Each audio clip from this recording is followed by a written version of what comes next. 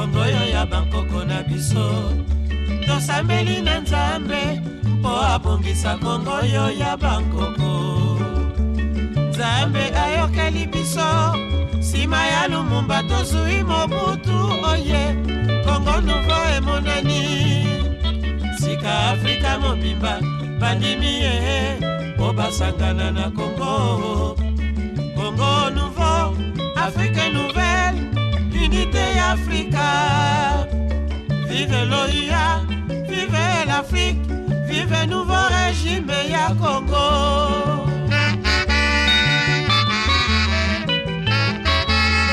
Congo nouveau, Afrique nouvelle. L'émission les valeurs RDC n'a pas su nombre de temps encore une fois na ba so ba opesa ko biso confiance plutôt dans mosala kitoko to sala rabino plus to opesa rabino d'information oza souvent vérifiable au préoccupant beaucoup na République démocratique du Congo 62 ans après l'homme politique congolais azoko lelisa toujours bayi Congo démocratique na partie est mboka na biso milelo espoir makasi ezalaki par rapport à ma promesse au Félix appelle ça qui que non à ça prépa kufa afin que paix et comme une réalité na partie Estambo Canabiso a comme ça ba jeune congolais ba millionnaire a comme ça RDC Allemagne d'Afrique au salabo lelo 4 ans après bilan est largement négatif alors ça pose problème aujourd'hui dans la République démocratique du Congo, Mboka Rwanda, Ouganda, Burundi, tout ça, oyo ba voisin na biso na partie est na bazo kutumisa Mboka na biso République démocratique du Congo. Ba yige ba kanisa ki tobe bazela ki venu plutôt il y a secrétaire d'État américain afin qu'il pèse peut-être solution, qu'on propose ba solution na République démocratique du Congo mais ils a toujours kakana quand il livre ba promesse oya mais c'est Félix Antoine Tshisekedi lelo tout le monde a dossier Jean-Marc Kabundi lobby bakangi lobby à côté prison lobby kuna ba bimisi résidence surveillée Frank Dion à lobaki intel à côté qui prison journaliste à lobby enlèvement na prison intel na aner tout ça liberté d'expression na République démocratique du Congo oh tout ça benga un pays démocratique tozu to tia on a kati ya saki to boka on a kati ya Flavien Tomi pona bino mwana mboka président Doulou Azali membre de la société civile RDC ensemble nous to komeka un peu réfléchir par rapport à nous société kanamboka na biso République démocratique du Congo faudrait-il te espérer na une année Félix Azanango ou encore na mandat musu bazoko luka ya 5 ans pour que va répondre na désiderata ya peuple congolais ou encore te mettre fin na reine naye katina ekolo Congo démocratique mboka ya Lumumba président Doulimbote nao mbote ndiko dosta et puis mbote pa ya ba landinyoso merci na invitation oyo pesinga voilà bandeko nyonso bazali bakwa olanda biso partout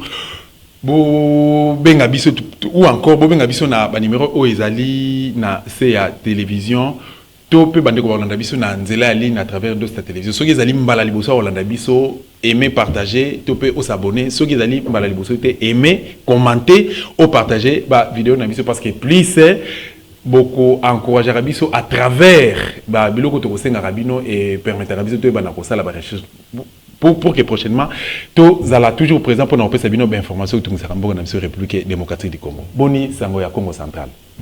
Oui bon sango Congo central déjà au Kangamana sango Congo parce que Congo central déjà détaché na Congo d'une manière générale sango Congo central situation les gars na Congo ya on peut les gars na Congo central ya on les gars na province nyos sauf que ce qui est regrettable contraste des alliés que pays est en bon ébélé et que doit continuer à souffrir en tout cas je préfère me retrouver dans Bamboka de Somalie ou en Éthiopie où il y a qui ba ebi kuna richesse za kana ngote mais où pas na bino bozana nyonso ndi balwaka ki kingo ya lima ya kayate c'est vraiment regrettable voilà. Mais nouveau gouverneur au Congo Congo central a pesi espoir mon côté ou faudrait-il te localiser nous savez na mboka na biso tozo souffrir ne loko to benga continuité quand tu remplaces ton en fait quand tu remplacer mutu na poste tu peux avoir l'impression que oh nyonso mutu asala ki ezala ki mabe to bois ki yango nyonso or et pas muneli za to benga continuité même et principe ya l'état to benga ngo principe ya continuité à l'état l'existence à l'état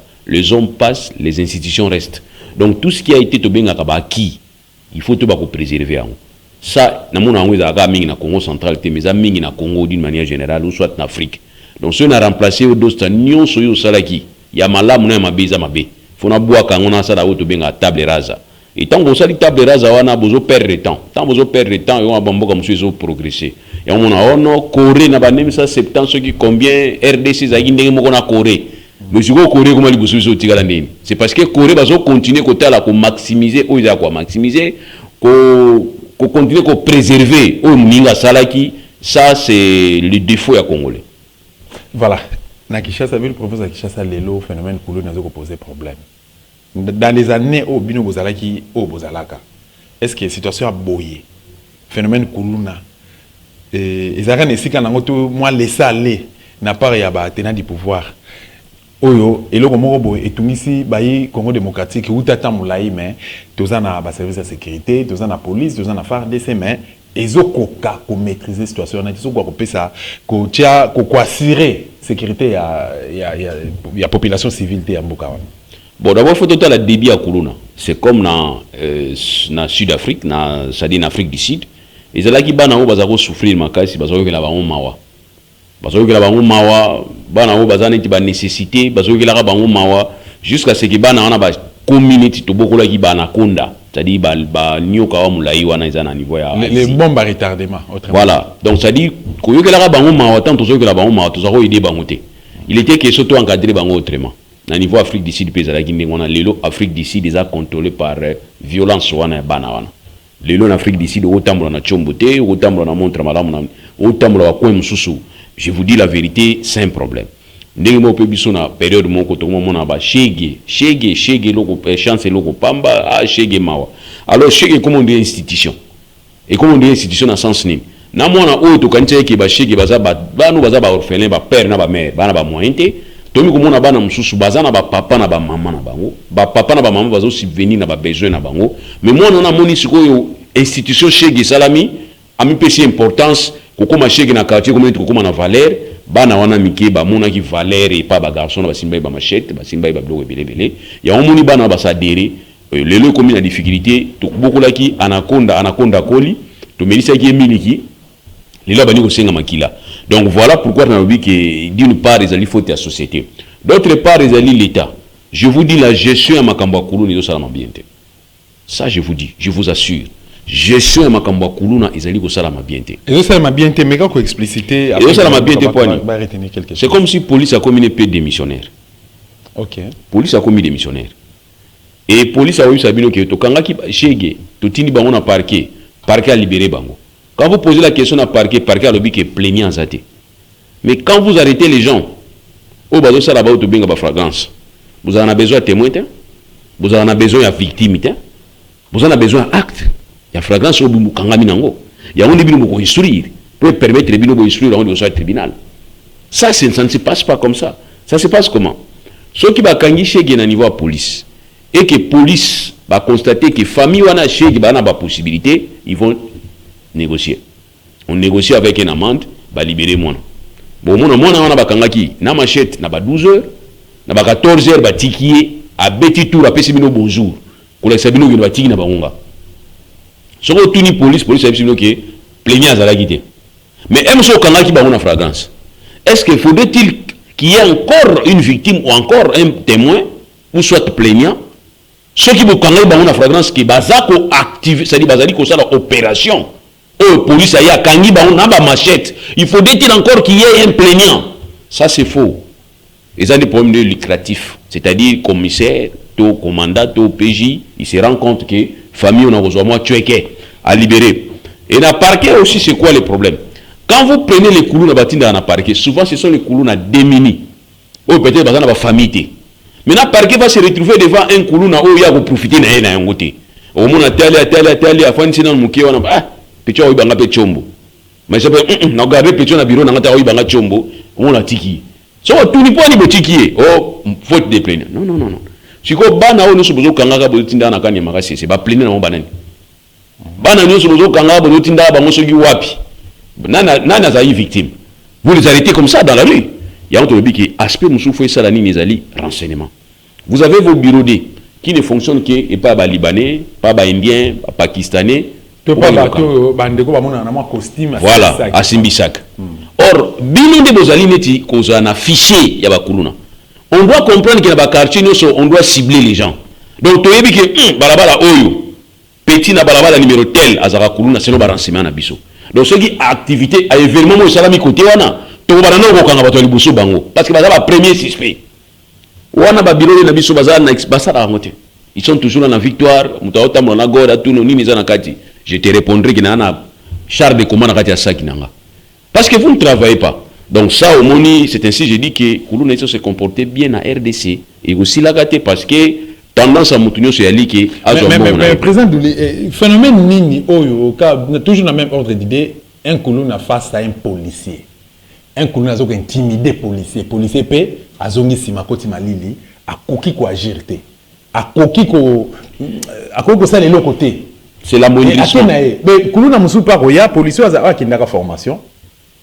Non, pas que soit formation. Vous savez, tu peux te mettre devant un policier à faible. Nga za ba paquet makasi. Dès lors qu'un policier a investi dans le pouvoir, ça c'est le respect où la société fait ça. Et c'est respect. Non, auprès d'un citoyen congolais, il y a une moralité. C'est-à-dire, tant que la Koulouna, c'est supposé qu'il y a un enfant de la rue ou il y a une moralité. Ok. Pour comme on a un niveau, on a comme on a moralité, quelque part, il y a un laisser-aller. Et c'est laisser-aller favoriser que l'immoralité, on est cola. À comprendre que l'autorité place son exaté. On arrive à un certain moment. Nous arrivons à un certain moment. Et on commence quelque part. Tant qu'on bandit quelque part, vous avez une négligence, vous avez misou, ça va s'accroître. Imaginez une fois, dans le boulevard, il n'y avait plus de Koulouna. À partir, il y avait Christophe Mbosso. Christophe, hein? Christophe, comme ambassadeur dans Brazzaville. Notre vieux. À Bossanivier, dans Christophe. Maître, c'est un excellent. Christophe Mzungu. Oui, voilà. Opération Kanga Koulouna. Nous avons vu les Koulouna rentrer eux-mêmes à la maison. Bazon ya banda kuna bango. Oazakina ba loksa Katisou qui a commis pasteur tellement qui l'église. Abali ko expliquer ba sur le quartier n'a changé parce que basala qui opération ko Kanga Koulouna. Bomona qui période au Kanya Matomoga une opération ne soki likofi. Vous avez senti que moi baisse ça la maki. Mais c'est comme s'il profite de la baisse. C'est ça, il y a perte. Il y a certaines choses qui se passent dans la société. Tu es incapable de comprendre qu'est-ce qui se passe réellement. Donc, tant il faut que ça la répression contre Yango, il y a des gens qui vont se lever pour dire qu'ils sont battés. Peut-être que vous allez pointer ONG, n'a pas avocat, vous pointez sûrement. Mais je vous dis, j'avais un ami avocat aussi, qui faisait aussi combat pour défendre Bakoulouna. Comment? Non, il y a des causes qu'on défend, certaines causes on ne défend pas. Je viens chez toi, vous venez chez moi pour défendre Bino, je vais venir. Non, ne comptez pas sur moi pour pas Tikayo. Ah ben oui, il faut que je te dise déjà. Surtout sur ma canyon en fragrance, ne compte pas sur moi pour Tikayo, mais plutôt compte sur moi pour me défendre, sanctionner na katikati ya place maximum na minimum.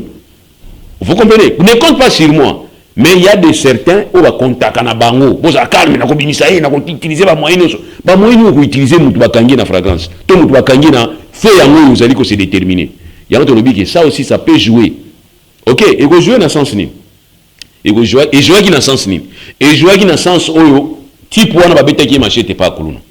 To ekutala ma santo ba kuluna oyo to défendre bango kaka. Non, ba faux petit. Comme ba faux petit parce que ba sokisho. Ça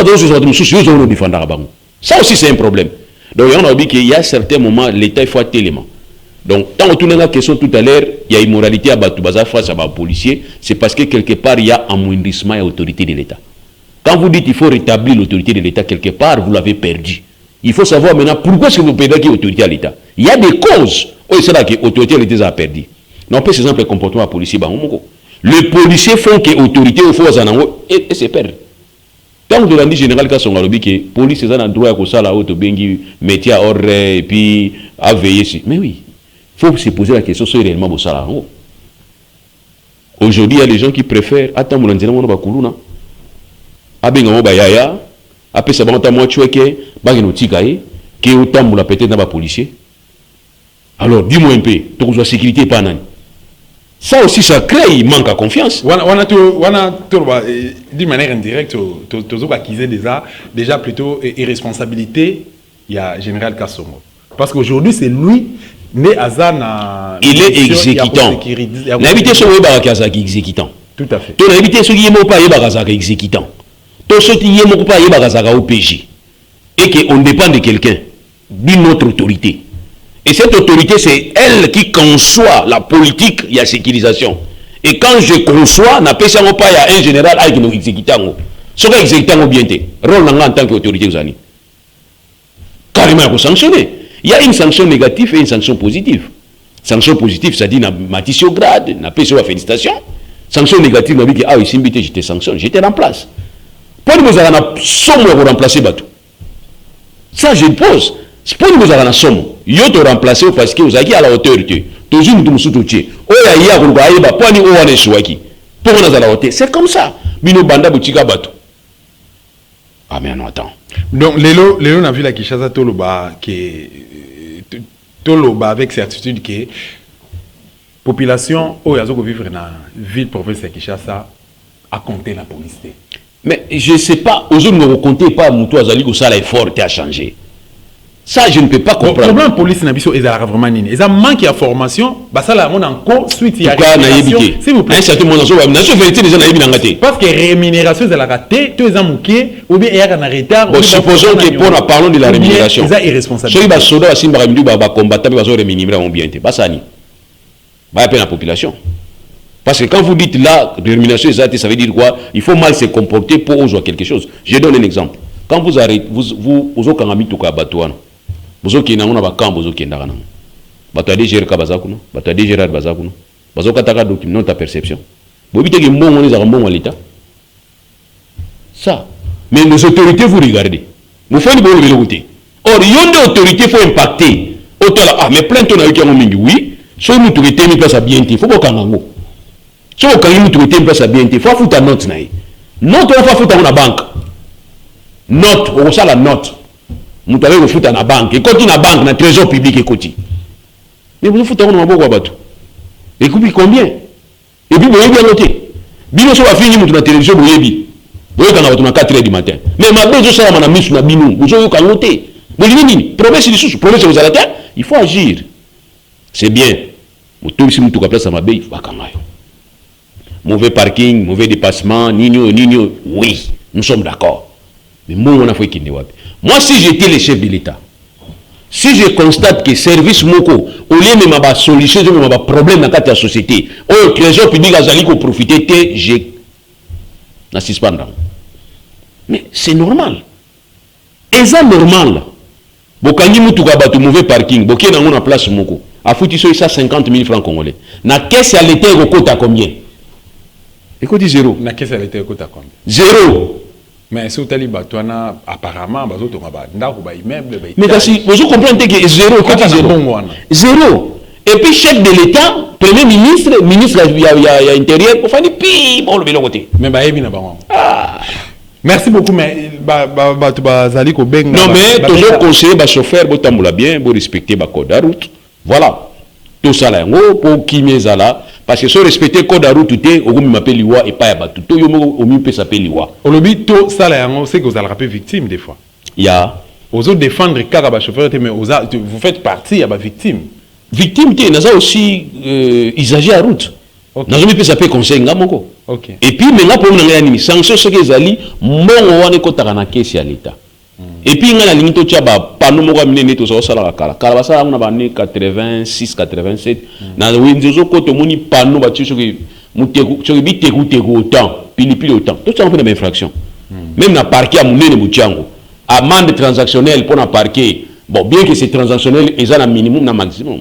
Ok, et en plus, vous le dites que pour la liberté provisoire, ils ont autant. Vous avez papier, vous avez vous avez là, si vous pas mauvais parking, vous fout autant, na banque, vous avez un numéro. C'est mieux. Comme ça, ce moment-là, nous avons profité. En fait, nous avons profité. Mais dans même ordre d'idée, et là, comme ça, par rapport au phénomène ça qui pose problème depuis un certain temps. C'est-à-dire que les taxi, moto. Donc, voilà, motard, autrement dit. C'est intouchable. Donc, causer qu'on peut se conseils, causer qu'on interpeller la situation X ou Y, aux à la moto de transport, service de transport, aux à la policier, aux à l'agent FRDC, tu as service X ou Y, ce qui oye, ni bosonaye, yazayanke. Alors, pouvoir rwanda besoin en Europe. Et comment c'est, et puis, ouais, on a tambola qu'on se le dise. Moto na bango ils ont matriculé, tambola sans casque na mitou, baza na permis de conduire te. Et ils ont apporté insécurité les sous auprès de la population et de la République démocratique du Congo. Ça veut so kabarate ko ça na makasa ko kabela moi sinon bon te. Ya ba copine ba balade. Na santé na ba s'adresser à jeune au bazar ko bala na lobby. So ko kabarate ko kabela moi sinon te. OK? Parce que ça caractère na ko kabara na te. So ko kabela moi sinon yo. Pona nini? So ko kabarate mo ça l'effort. Il y a hypocrisie au kabela moi sinon yo. Jour au jour la comportement no akala. Moi sinon on va ko changer hein. Et c'est ce qu'on comprend. Né mon comportement ba oui. Il y a un certain moment, comportement y a des agents de l'ordre face à des usagers à route, ils sont déplorables. Donc il y a un comportement qu'on ne pouvait pas supporter. Et face à ces comportements, c'est constitué qui comme un lobbying pour le compte d'un parti politique. Et ce qui fait que, période où à chaque fois que bazo kanga bawewa, responsable d'un parti politique, mou bazo lobaka, bo simba bisote, bo keba na biso. Et c'est ce qui a fait que groupe wana ya ba wewa certains wewa ba comme aneti ba intouchable ningo lobion. Maintenant il faut que l'état zonga pour réglementer. Mais ba memi insécurité makasi lisusu do le komi ceux qui omati wewa ba mso ba matarango pour na okima ba embouteillage ba mso ba matarango peut-être pour asa presser akinde bangambo afiko ça. C'est moyen terrible et c'est moyen important actuellement. Tant omati et c'est moyen important. Tant omati na moto na idée à atteindre l'objectif na yo ya comme na destination mais à memi yo à détourner yo à quelque livrer yo pas bon na ye. Donc là je ne sais pas, je n'ai jamais na une information là mais na ka ki bazo ibara ba téléphone bazo ibara ba sac à batou ça aussi c'est peut-être baza non identifié ceux qui baza vraiment identifié dans le sens ba immatriculation na bango dans le sens ya ba gilet ou ba rolata ba commis immatriculation na ina lié na gilet. C'est-à-dire ata sali mabe bozo mona ki numéro tel mutazo ki yango ça aussi ça peut être biso to senga ki yango banda kala un certain moment to senga ki bazala identifier ça veut l'identification ba oui wana ils appellent constituer recette pour l'état hein ils appellent recette na makasi même mamitu comme so to tamula nango yo tamula la mutuka kombo na kati zata au mona ki kolo kara teka ki 1 2 3 4 5 yo za 10e mais na carte rose ya première mais or so tali d'imitation et ko tambongo bene na kesa l'état doit veiller aussi à ça. Et puis l'immatriculation, c'est une adresse. Ils ont identité à Moutou. Tu vois, donc tout ça, tout ça, à un certain moment, l'État doit s'en il y a un lobby qui est l'absence d'autorité à l'État et entraîner dans la communion seule. Mais apparemment, bon, en fait, tous ont l'impression, Nani ou akoko kumba moto, État d'esprit naïe, tout, attitude n'est qu'aux alandengeni, faudrait-il, et puis à cause d'un âge. Parce qu'il y a des ceux, Azan a été âgé, mais Azan est irresponsable. Moussou Azan a kulti makasi. Moussou Azan 15, 16, 17, 18 ans. Azan mona mouké makasi, Azan expérience, Azan meli alamwe. Moussou Azan kuluna. Akimi, kuluna yako sala kuluna yako bomba na kati ya bandeko to benga communément ba wewa. Voilà. Nani ako kumba moto et puis à cause d'un âge nini et puis à cause d'un attitude nini. Question Tulinga, c'est comme si et ça la maté liboso. Il y a un permis de conduire. Un permis de conduire, ils ont un âge ils ont défini au mutako, à sala, à kumba engin. Engin sauté un permis de conduire au monde à bandi pe na moto. Donc pour dire il y a un âge déterminé au-delà de 18 ans. Moi na waza minera combattre. Maintenant, il faudrait tout autour na rabatuki. Au kumba banda mukolonini permis na ozo ki mukolonini avant na matana moto. Nous disons non. Il y a toujours des agents commis pour la réglementation, il y a respect, il y a code, il y a route. Batouana ne baza sous na posa ko travailler té. Ba na posa ndé à l'art. Il y a au monde so babiga ko non courtoisie routière. Tous les roulages, tout la mouisse baza sur na terrain té. Point parce que ba comprendre ki ko payate. Vous comprenez? C'est comme si ba futa ka bango té. Ba mso na mona ni baza ba journalier. Ba bilata technique qui no régler circulation, li a mon na terrain. Or so baza ba to fin du mois et qui baza na problème. Tout le monde a problème na bango ba salaire, tout le monde a nzela de manière à ce que mon monde tini na nzela boy. Et ça pour na cause bien na bino pour réglementer. Et puis na poto, so atindi au règlement, connaît au réglementer circulation. C'est une infraction. Et plutôt, c'est une sanction. Mais au monde major, capitaine, à na terrasse au kanga batu. Ni on a zo réglementer circulation. Non, zo ngande mbongo. Tu cherches l'argent. Donc on a dit que il faut que l'état sa makasi aille banako renforcer l'autorité na na terrain.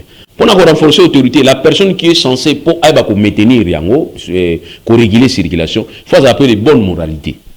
Et puis on dit toutes les infractions en matière de contravention, ils ont répréhensibilité. Il y a certains qui méritent qu'ils les conseillent. Monsieur, bonjour, bonjour, au kangi sentir. Est-ce que vous kangi sentir na? Avant qu'il ne faut kangi sentir na.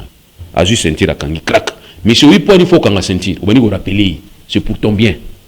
talaboui. Mikolo tu as mis tout ça doté na ba airbag. C'est-à-dire tout est fort et bimisi est protégé. Mais faut en sentir na yo. OK, merci, allez, merci, au revoir. Mais bazo kangina ngo batu la soki infraction ngo na sali yango na fini ba institution.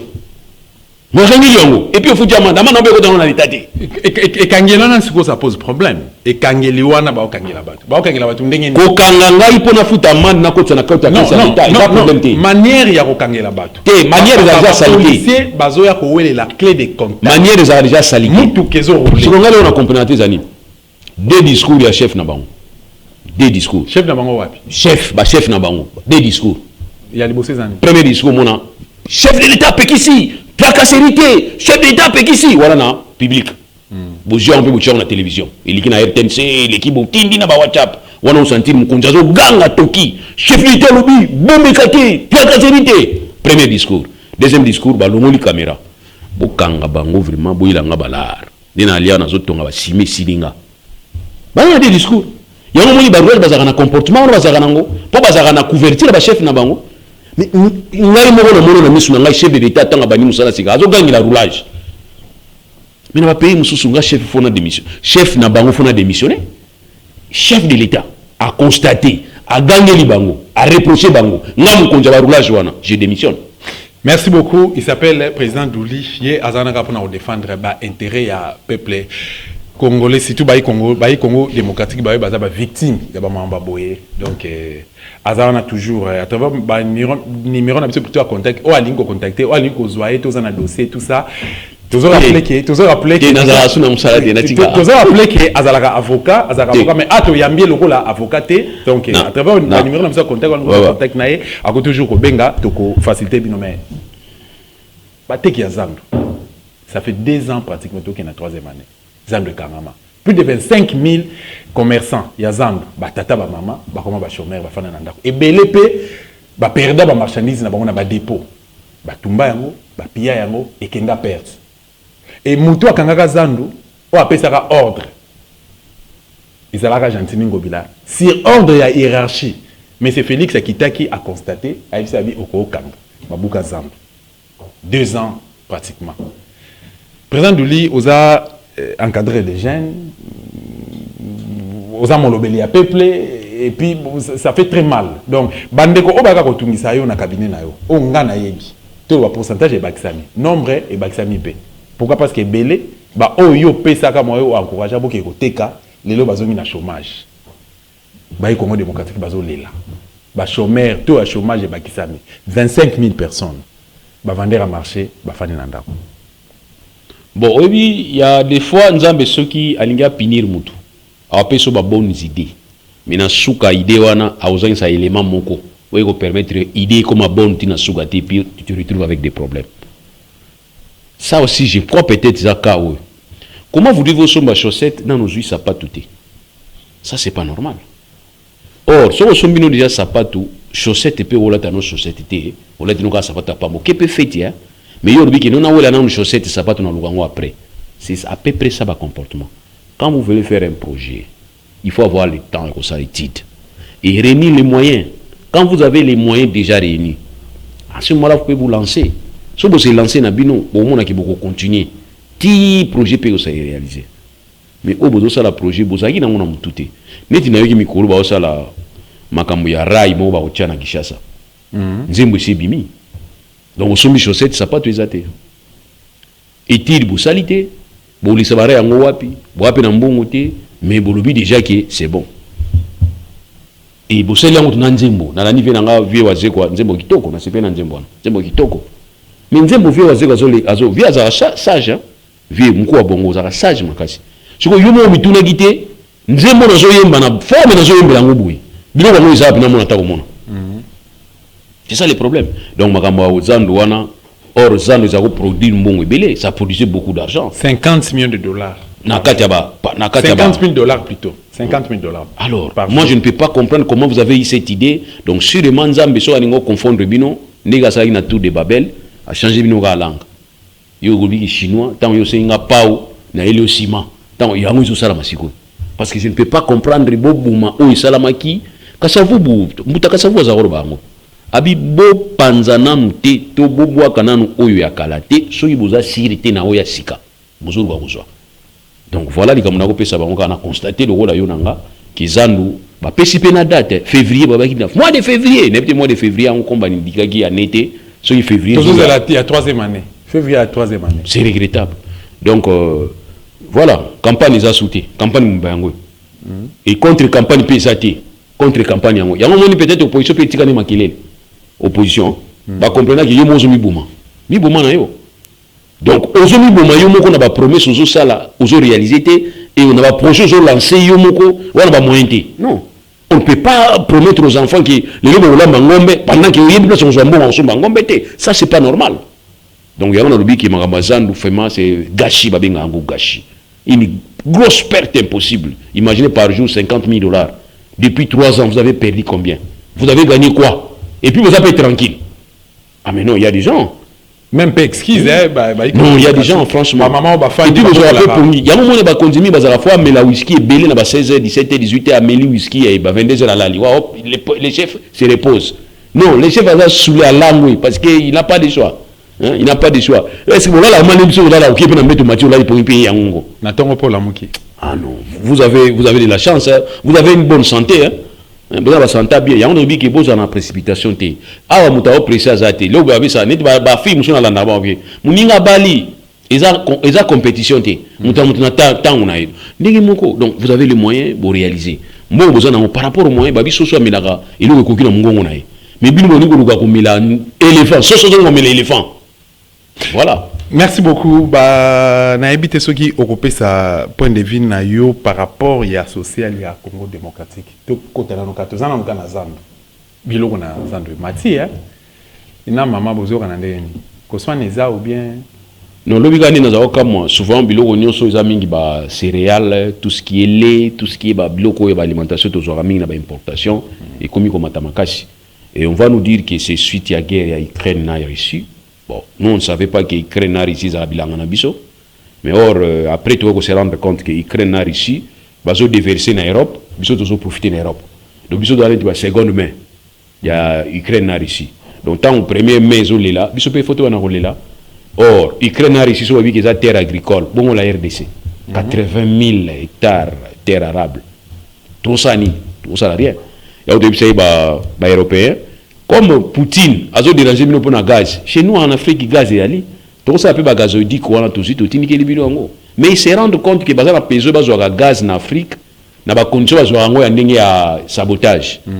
Thomas Sankara, pour la richesse, il y a des brocataires, c'est-à-dire que tout le temps, mais pourquoi ne pas créer un marché ça, il n'en voudrait pas. Il n'en jamais parce qu'en ce moment-là, tant que ça les gazoïdiques, surtout tout le monde a gazoïdique, gaz et okende. Tant que okende pas na bango, tout ça va retomber. Il y a un autre lobby qui guerre ou Russie, il fallait profiter en Afrique. Afrique est en position. Mais dans Afrique est en position, position va goloba.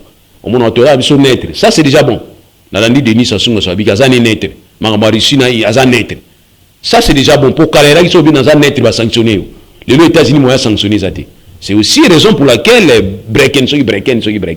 Aïe.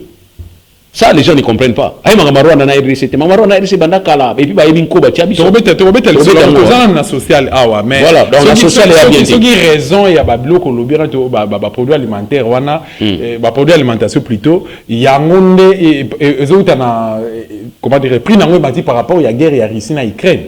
Bon, mutuka matembele, mutuka pondu. Mutateka mutuka matembele. Allez à matembele chaque jour té. Nabi et mati pré. Est-ce que vous comprenez non? Muto yaza ateka matembele, ou asomba, ou lona matembele.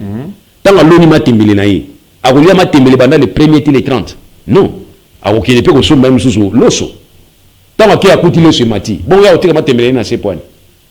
C'est un effet d'entraînement. Ça crée un effet d'entraînement. Mais là pour me dire je vais pas me justifier parce que les gens vont dire que je me justifie. Non, mais je me justifie pas. Na lobi qui regret dans les années. Pourquoi tous ceux qui guerre à Russie n'a Ukraine pour tout constater, mais on constater. On pouvait prévoir, gouverner c'est prévoir. Russie n'a Ukraine pas ça là ni, bah lui ça là ma belé na bango, bah na gaz ma belé na bango. Mais pourquoi pas nous? Les divisions dans le monde d'abord à gaz, oui. Mais Poutine a ôté le gaz, yango alors soki lelo Europe ils fukama malé mais fukama na Poutine c'est parce qu'à cause à gaz mais biso na monde je t'informe na monde to boaka yango to boaka ko boaka na pesa ko boaka te ke ko boaka ba boaki ke na ngoli te ko boaki yango et puis yo meli yango et délicieux susu vous comprenez c'est que eux ils ko lokate eux yango na biso ke nzamba za compliqué so nzamba lingi yo te akoyede yo oza na bonne idée mais na suka olongola élément moko po idée no so ebeba. C'est comme ça. Souffrance à peuple congolais, les lots président Douli. Peuple congolais a souffert. Ma kassingai, na tali de gauche, na tali à droite, l'homme se voit bien dans un monté mamabé contre les tenants du pouvoir. Mais na l'obi qui n'a pas répondre té, mais n'a pas ça la réalité de la situation qui est dans un monté mamabé. Non, je vais répondre place là. Place là, moutamoni monté mamabé, ou dans pouvoir n'est-ce pas? Ou dans l'opposition, moni monté malam. Mais depuis hier, bazo moni monté mamabé, n'a pas toi dans pouvoir n'est-ce pas? Pourquoi tu te plains? Ne te plains pas. C'est ainsi moi j'ai dit que moi je n'ai pas changé de discours. Discours moi na tena qui tango kabila on a tenir lelo. C'est la raison pour laquelle lelo va comprendre ngate position les années. Beaucoup yé ba position ngate. Parce que bino ne besoin changer la position. Ba comme na muzito à d'autres muzito. Bino ne besoin changer position. On a changé position, on a la position ngaka. Mais président Douli. Pour la nini. Tant mutu bo finga kabila. Ezali biso na plateau biki ba finga chef de l'état. Et nous invitons taxer pour la tous qui taxer comme batu ya kabila. Une institution ne peut pas l'insulter. Et cette loi, il y a 1963. Et Bandakala, avant que je me fasse lelo. Échanger à péter. Échanger à péter, n'a changer à péter. Nabi, il y a chef de l'État. Il y a une institution. Mais il y a un point de vue. Quand il y a un chef de l'État, il y a un monis boui. Sur base, il y a boui. Même si le chef de l'État pas tenir compte de l'opinion. Mais je ne suis pas sur la télé au finger. Au finger. Alors, les gens, bateau au finger du lobby. Bato azaro finga lobby ba komi lelo na pouvoir. Si ko bato azali na pouvoir lo bani au finga lelo. Bo bani au silika, et ça na sens. Moi je n'ai pas changé. Hein. Mais par rapport à social, est-ce que vous avez sûr que ndongo tala Félix, mais c'est Félix lelo a koki ko remonter tout na inanatikal na ko changer social ya ba congolais. Est ça possible? Inaneza ebelé en même temps inaneza muké. Inaneza ebelé hein. Mais inané en même temps pesa muké. Et il y a des choses qu'on peut faire pendant le déjà qui te continue dans zela sika. Et puis te continue dans zela où il fallait te côté avant. Mais si tu tikalika na ba tembe na biso, ya bisika to telemi dans zela mabe, ben écoutez, on peut faire 10 ans et là changer ça. Donc dans la vie il faut savoir être dynamique. Il y a certaines choses il faut dynamisme ça. Au tali au meki bo simbité, au zongi simobité na meka oy. Ah, do ça roba yini. Ngana meka iboy ya ba ifona meka boy. Na tika nan o na meka nan oy. Yango moni na loi et Italie statut opposition on a prévu article ya non opposition peut ko kuta na pouvoir ko bundate ko kuta na po ba échanger donc chef opposition n'habite so ka osala on a pour intérêt avancement en boka c'est comme ça pas prévoir yango non na yepe na présidence na biki audience qui non l'opposant charismatique ya sika ah d'accord vous avez besoin kuta na chef d'état sur base ya loi oyo le biki na ko kuta na ye bon le chef d'état est occupé ko kuta na premier ministre pas de souci. Bon, le premier ministre est occupé. Au coup d'un ministre, pas de soucis. Mais il suffit qu'il y ait un mouton pour que ça tout sur là. Bon, oui, monsieur, bonjour. Monsieur l'opposant, on le bini. Boui. N'a-t-il pas vu mémo? Boui, il s'est mis en haut, la côté, mais en tout cas, moi, je pense boui. Vous savez qu'il y a un Baolingate, poani. Et comment on dit qu'il y a un Sabino, formule qui sinanga, pour boligilanga, pour ça la plage. Non. Non, on a balika moulelo qui mogelandi ango. N'a pas basé les plages. Je dirais oui, j'ai contribué. Mais ma contribution à l'angoté, Fonganga comme on a président, après la bimsa idée pour Mogetam, non, tu peux aussi être opposant. On a vu le gouvernement Nzela beaucoup tourner dans Nzela Moulili, beaucoup sublimate, Nzela beaucoup salaga Nzela oyo. Et si le fait nayo, gouvernement qui a coutume Moulili bimi abi, tout la nano idée mutuana, balandi idée mutuana bimi, mais bah on peut avoir reconnaissant. Baba non, merci mingi pas ya dosta idée au pesa ibiso tout ça les liens. Tout le monde qui suit les résultats. C'est ça les pays. Mbongo za ngani mais mbongo na biso ali dosta réussir pour gagner. Pour batwa inanga balinga ye. Il faut na tia ekal. Tant que tia ekal wana zo mi tia ekal pays mbongo na bana yo. Mais pourquoi? Parce que vous êtes des opposants, peut-être des certains opposants, baza ba opposants mais baza ba salariés. Oh yo ça la tous opposants mais comment mutuka bien on l'a bien. Ah na lobi na ngelo hein. Non bien. Voilà, il s'appelle le président Douli. Mais autre chose, tout ça, on a tout chité dans le Cambo, il y a une page plutôt, il y a social, bientôt rentrée scolaire. Hein. social les a bien dit. Bientôt rentrée scolaire. Non, on a vu social les a bien dit. Sur notre cantique que pour la société les a bien dit, il faut avoir une opposition. Non. Parce que tous autres temps, la peine à battre, nous sommes dans pouvoir. À l'équipe de la télévision, tu as maquillé. Wow. Au milieu du banda. Master moyen, tu n'as pas l'air. Balamba qui te lobby. Mais il faut le bangon dans plateau. Ngam tu n'as profité na c'est comment mon kena c'est que c'est peu bandeko balanda rabiso na kuta na muninga moko to bunda na yaza cadre na IDPS muninga moko to bunda na yema kanela ngai aza parmi bato ba agresanga ayambinga na chaîne moko ya télévision to solo ine to seki ngam na ndo banga na bikeno ba surprendre nga to kuta na atamsa ko salanga fo comme par hasard na couloir tozo kita na escalier bisinga masa ko banga na hotel toza ensemble ozaki na raison mais bitumba yo sali bande biso to sango na kati na rien même transport aux ongezate. Ça habite mon acatité. Ça habite mon acatité. Dans la politique, ou bien on se casse, ou bien on se tait. Ça habite mon acatité. Faut pas vous avez l'hypocrisie. Moi, si moi habite voilà n'ingana ni bala ote na fanda kaka. Bima kende. Allez-y. Ozo le satan. Voilà. Est-ce que vous pouvez évaluer 3 ans et 4 ans plutôt à gratuité enseignement? Bon, baza na bana te et qui bazo ça la fanatisme, nazo comprendre ba. Mais bazo na bana et qui va aussi le fanatisme, c'est très très difficile. Pour moi, je me suis dit que c'est un processus, c'est une bonne volonté. Il faut tout accompagner. Et dans accompagner, on ne va pas commencer à évaluer dans une année, dans 2 ans, dans 3 ans. Mais les années raillent au côté ici. Donc, tu cotises pour te décoller. Tant que tu décoller, ce qui est important, c'est l'idéal. Or, l'idéal, ils ont été atteindre. Mais babanda yango Moïse a mima bana Israël Alexis ba na désert mais monaka kanate mais bino bolingi ka yo obandi na bana Israël na Égypte Alexis bango na mai okena bango tina kana oko installer bango yo zaka ka roi odiga yango bena bino mais il faut aussi laisser ba trace na histoire obanda qui opposa qui bobi kinga na poser il appartient à tout le monde va accompagner. Moi aussi, je ferai un effort. Pendant que nous avons un moyen, nous avons pouvoir, nous accompagner. Mais en tout cas, je demande à tout le monde de kende. N'habitez que ça 100 sur 100. Mais en tout cas, vous appelle 1 sur 100. Mais du moins, tout le monde a poto kende na 2 na 3. Ceux qui ont un coquille, ça va. Ceux qui ont un coquille, ils vont remplacer. Ko panza yango te pour l'exa qui ont un coquille.